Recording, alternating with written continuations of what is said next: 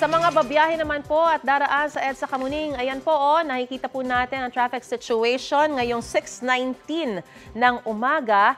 Yung sa kaliwang bahagi po na inyong mga screen ay papuntang monumento. Naku, makapal na rin po yung volume ng mga sasakyan sa mga sandaling ito kahit na normally mas maluwag yung papuntang monumento kesa doon sa papuntang Makati na nasa kanang bahagi naman ng inyong mga screen. Pero so nakikita natin, parang tuloy-tuloy yung papuntang Makati, kahit na medyo mapula talaga yung inyong mga screen. Ibig sabihin, marami na rin po mga sasakyan at makapal na yung volume ng mga sasakyan sa mga sandaling ito.